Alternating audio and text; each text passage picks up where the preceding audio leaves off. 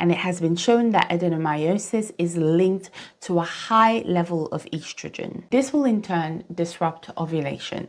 And so adenomyosis could lead to anovulatory cycles. So women who have adenomyosis are at a high risk of having cycles in which they are not ovulating. Studies have shown that patients with adenomyosis are at an increased risk of having recurrent miscarriages. And that's not just because of the hostile environment created by the chronic inflammation that exists in the uterine environment, but also because of other factors like hyperperistaltic contraction of the uterine wall, the altered endometrial receptivity, which obviously affects implantation, but also increased risk of miscarriages are observed in these women because of the thickened junctional zone. This is the area between the endometrium and the myometrium.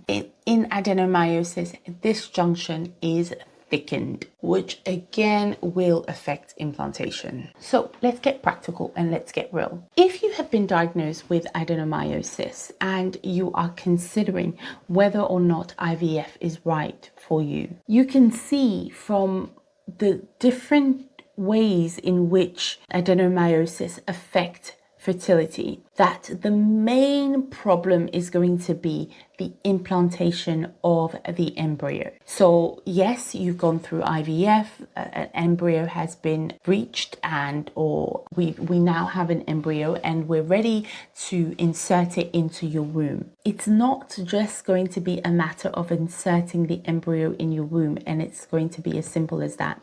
You have a higher risk of IVF failure because of all of these different factors that oppose implantation. My honest and humble opinion as a Christian doctor, I endeavor to be as frank and as honest with my patients. If you've been told that you have got adenomyosis, it's not a condition that is as easy to fix like having a fibroid that can just be removed. Well, I say just go and watch my video on how to fall pregnant with fibroids. With adenomyosis, it's within the bulk of the muscle wall of the uterus itself. So IVF may still not be appropriate for you. I would argue if your adenomyosis is severe, you sit down with your doctor and you have that honest, frank, and transparent conversation and consider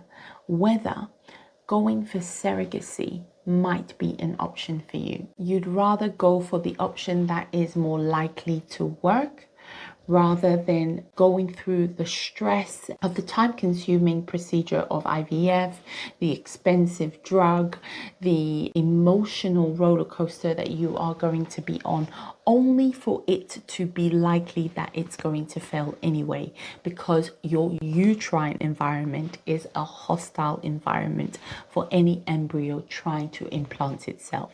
So having that conversation and cutting out the middleman and cutting out all the stresses and going straight for what's likely to work is what I would advise any woman with severe adenomyosis.